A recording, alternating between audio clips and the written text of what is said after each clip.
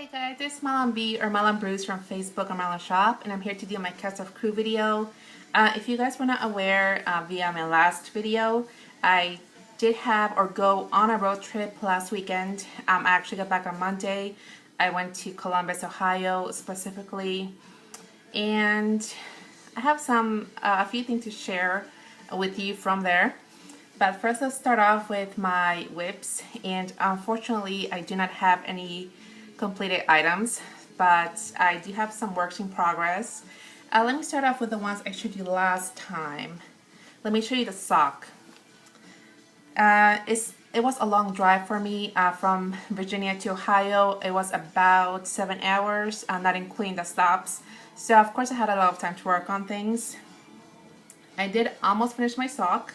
I know I'm sure I showed it to you guys last time, and I had started on a sock. So far it looks like this. So it is actually almost complete, and I am working on the decreases of the toe. However, after trying it on, I decided that it is too big for me, for my foot even. And again, I did follow the pattern via the wrapper on the skein, which I still have a lot of, so I'm pretty sure this was not half of the skein. This was probably, it feels like maybe 1/4 if anything. And again, I was surprised because via the wrapper, this is for a medium, a woman's medium, and my foot is definitely not medium sized. It's larger than that, so I was kind of surprised that it is big for me. Again, it could be my gauge or whatever you want to call it, because I did not make a gauge swatch, so of course I didn't. So that's what I ended up with.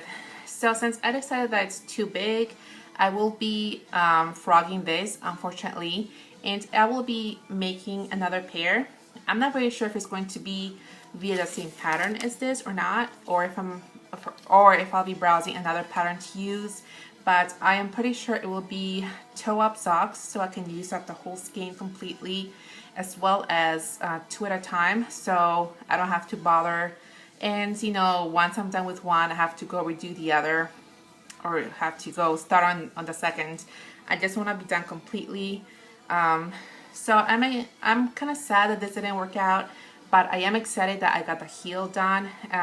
If you guys have been watching me for a while, and if you guys remember, those of you who have seen my first pair of slipper socks that I knitted, the heel was a disaster just because I had holes everywhere, all over, and this actually have no holes at all, so I'm actually pretty excited. And the fact that I did a flap, I still don't know the name of that, like a flap heel or whatever.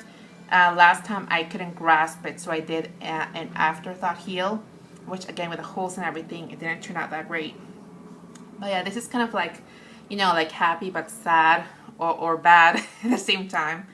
I also did work on one other whip I had already, which of course is my sweater. Let me get that. And again, not that it's that exciting or anything, but it's looking like this. Maybe like three-fourths done with this panel, and once I finish this, I'm going to put it together with a bag so I can work on a collar, and from there I'm just going to start working on the sleeves. So I guess I got some progress with that. And the night before I left on Saturday, I actually stood up a couple of extra hours just so I could work on the other panel. I had to kind of see where I wanted the buttons and all of that. And the way that via the pattern, it tells you to measure it. Of course, it tells you like, well, anyway, it tells you to measure it with a, you know, tape measure or ruler or whatever. But I just found it easier to count the rows and have like an equal number of rows in between each button, as opposed to whatever number of rows equals this much. You know, maybe the next one is a lesser number or a bigger number, that kind of thing. I don't know if it makes sense to you guys, but that's what I did. and I'm pretty excited. I am making progress with that. And there is one more whip that actually was a new project that I took with me just in case I needed something else to work on. Since both of these were knitting, I wanted to take something crochet, and I decided to take one of the Red Heart Boutique Unforgettable skeins with me, and I wanted to make, or I did start making, a half granny square shawl. And this is, of course, you guys know the Red Heart Boutique, and this color is called Tidal. It is really pretty. Oops, I dropped my hook. I finished the skein, and I only took one with me, so if I would have taken both, or two at least, I'm pretty sure I would have finished it, because this was such an easy, or a quick project. So this is one skein. Of course, it's not as big as I wanted, but I will be adding the second skein to this. The colors are really pretty. The only thing I thought about while I was making it is that I kind of wished I had a solid color with me, so I could do, you know, like a row or two, you know, in there somewhere, just to kind of make these colors pop. But since I didn't, and I'm not gonna add it right now, I'm okay with it. In general, I'm okay with it, but overall, or in the future, I do have a couple of more skeins of the forgettable yarn. I probably will try and see how it looks with a solid color in there, just because I think it'll help it pop. I was thinking maybe like a cream, or yeah, like a cream or white, something like that. But yeah, for next time. And like I told you guys, I don't have any finished projects at the moment, which is a little sad. Sorry, I'm getting my hook. But that is what I'm working on right now. Now let's get to the fun stuff. I was supposed to meet up with another fellow cast of crew member there. What is her name? So I was going to meet up with another fellow cast of crew member there. You guys know her by, what is her name? Gabriel Rowan 2011. And unfortunately we weren't able to do that. As you guys know, I went there to visit my brother-in-law, and as I mentioned, it was a pretty long drive. We left on Saturday, we got there Saturday night, and on Sunday we actually had plans the whole day with my brother-in-law. We ended up visiting the plant, I just forgot the name of it, but the plant observatory, which was pretty amazing. I thought it was a pretty nice visit there. And also, I did not know, but they also had a casino, so we kind of spent the day there. And in the evening, of course, we had dinner plans, since he would have to go back to work on Monday and we were leaving on Monday. So and unfortunately, Gabriel Rowan 2011 also had plans, of course, on Sunday, so we just couldn't have any time, or we didn't end up having any time to kind of meet up and that sort of thing. So of course we said maybe next time we can definitely do something. But I did ask her about if she recommended any shops around there, yarn shops I should check out, and I did.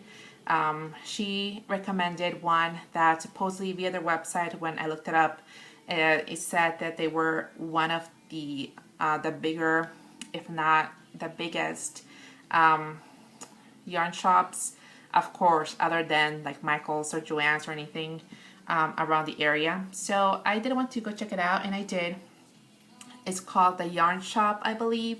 I probably will link it down below. From what I saw, I think they do sell online as well, so you may want to check them out. Anyway, it was pretty amazing. I guess it's kind of sad and unfortunate for me that I don't really visit the local yarn shops around my area. I do know there are a couple, but I usually just tend to stick with either online, buying online at discounts places, or as you guys know, Michael's or whatnot. But I think from now on I will definitely check them out more often. Anyway, this place was pretty big and they had a lot to look through. I could have spent hours in there, but my husband was waiting for me in the car, since it's not his thing. He was just waiting until I was done. So I had to kind of rush my experience, but even so, it was a lot of fun to just look through everything. They had a lot of garments or clothing or etc. Knitted up as kind of like show pieces, which you could also purchase if you liked. And it just helped a lot to kind of know or see and feel how the yarn you were looking at will knit up and feel when it's, when it's worked with, etc. So yeah, I really had a good time. And I will show you my haul here just because it's not that big at all. I don't want to make a separate video for it. I only brought, I think, 4 skeins. Oh, 5 skeins. These 2 are the same. They are Plymouth Yarn and Core TK. I don't know what color is that. I don't know if they have a color. But anyway, this is like a cream or, yeah, I think it's a cream and a brown. They only have color numbers, but I won't bother with telling you those because it's just a brown and a cream. And these are acrylic, 75% acrylic and 25% wool. And I believe these were on sale, which was pretty nice. And I brought 1 skein of these, or of this, the Peria Rico. Looks like that. And I actually have a couple of other skeins by the same company. I don't know if it's the exact same yarn, but it's pretty similar. So I knew I had those in my stash, so I got this to make something. I wanted to kind of start practicing color work, so I thought maybe this would definitely be a nice color to work with. The yarn I have in my stash, I have a couple of skeins. One is black and one is dark brown as well. So I thought that would make a really nice complementary, I think that's the right word, complementary color for that. I did get 1 more skein of Malonb, which this is so soft and so amazing. I love it. It's Malonb, and I don't know what the colorway is. It's lace. Oh, I guess that's a color. Garden Gates. But yeah, I love this. It's like a really deep, like almost dark, almost black, purplish. I don't know, purplish blue. And it has like a variegated color with a little bit of yellows that you can barely see. It actually looks more gray than anything, so, but if you look closely and in the light and everything, it's really pretty. And I don't know if anybody remembers, but I actually did work with some Malonb before, and I made a gray shawl with that. So I still do have some of that left. I'm thinking, I don't know what I'm making with this, but if I need an accent color, that would actually be amazing. So I'm pretty excited to work with this one as well. And the last skein, that is my favorite. And this actually is the most expensive skein that I have ever bought for myself or for anyone else. So I am super excited to work with it. I love the colors and I love it. When I saw it, I immediately thought of making a cowl of some kind, probably one of those infinity cowls or one of those like, I guess it's like a huge infinity cowl, but it's big enough they can put over your shoulders, kind of like a half cape thing. Like, I don't know what you call it, but shawlettes, I don't know. But that's what I thought when I saw it. And as you guys know, that I dye my own yarn. So I have plenty of yarn to either use in the natural cream color or dye, any other color if I need to for this, to complement the colors in this. But anyway, this is it. The colors were just ideal for me. It's like different hues of green. And this is Plymouth Select Plymouth Yarn Worsted Merino Superwash Kettle Dyed, and this says it's a hand dyed product. So that was pretty interesting. Oh, and this was $30, which again makes it the most expensive yarn or skein of yarn that I got for myself. and this is 436 yards, and that's it. And also the colorway is just a number, so I won't bother with you guys, or bother to tell you guys. Unless you really want to know the colorway, I'm sure I can let you know if you just, post a comment here. I'll post the information for you. But yeah, this is super fine wash merino, and again, it is worsted weight. So I think 400 and plus yards is definitely more than enough to make a cowl.